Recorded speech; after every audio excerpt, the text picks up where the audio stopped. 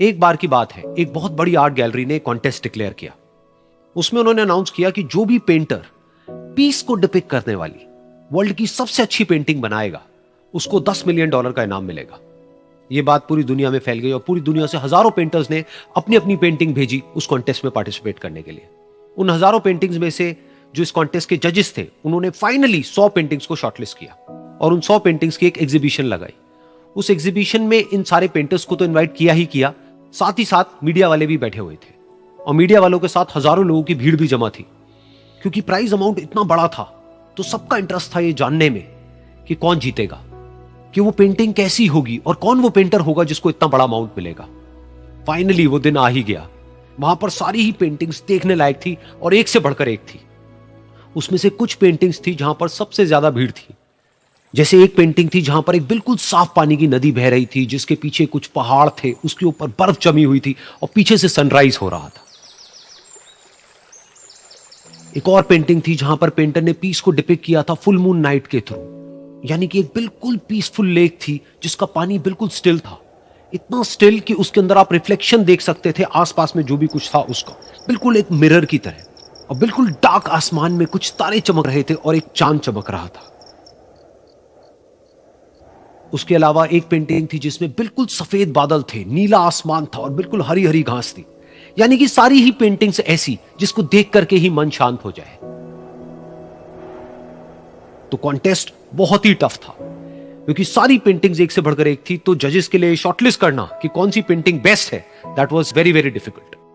लेकिन वो मोमेंट आ ही गया जब जजेस ने अपना माइंड मेकअप कर लिया और एक पेंटिंग को इन सारी पेंटिंग्स में से सिलेक्ट कर लिया और उस पेंटिंग को एक बड़े से कर्टेन के पीछे रख दिया।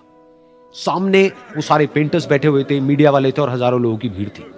सबकी क्यूरियोसिटी बढ़ती चली जा रही थी क्योंकि अमाउंट बहुत बड़ा था।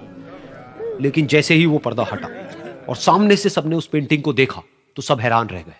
सब एक दूसरे की शक्ल देखने लगे। किसी को कुछ समझ नहीं आ रहा था कि एक्चुअल में हो क्या रहा है, क्योंकि वो पेंटिंग जो वहां पर दिख रही थी वो दूर दूर तक शांति को डिपिक्ट नहीं कर रही थी। तो सबको लगा कि शायद उस आर्ट गैलरी से कोई गलती हुई है या जजेस से कोई गलती हुई है और किसी गलत पेंटिंग को वहां पे रख दिया है। तो कुछ पेंटर्स एक साथ गए, जाकर के उस आर्ट गैलरी के ओनर से मिले और जाकर के उससे पूछा कि क्या ये कोई गलती है, गलती से कहीं कोई गलत पेंटिंग तो आपने वहां पे नहीं रख दी है।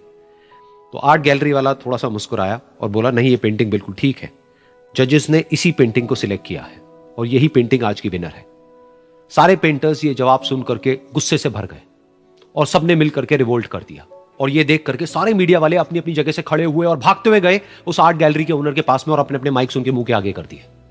तो अगेन वो आर्ट गैलरी का जो ओनर था वो हल्का सा मुस्कुराया और उसने कहा कि मुझे कुछ बोलने से पहले एक बार इस पेंटिंग को आप लोग ध्यान से देखिए, थोड़ा पास से देखिए, शायद आपको कुछ ऐसा नजर आए जो दूर से नजर नहीं आ रहा है। क्योंकि आप सबने एक चीज तो देख ली कि इस पेंटिंग में आंधी है, तूफान है, चारों तरफ सब कुछ तहस नहस हो रहा है, आसमान में बिजली कड़क रही है, काले बादल हैं, ये सब तो आपने देख लिया। लेकिन एक चीज नहीं देखी कि इस पेंटिंग में एक घर भी है। उस घर में एक छोटी सी खिड़की है जहां पर एक आदमी खड़ा हुआ है। ध्यान से जाकर के देखिए, वो जो आदमी खड़ा हुआ है और बाहर देख रहा है उस घर से, उसके चेहरे पर कोई डर नहीं है बल्कि एक हल्की सी मुस्कान है, एक ठहराव है, एक सुकून है। और यही है शांति का असली मतलब।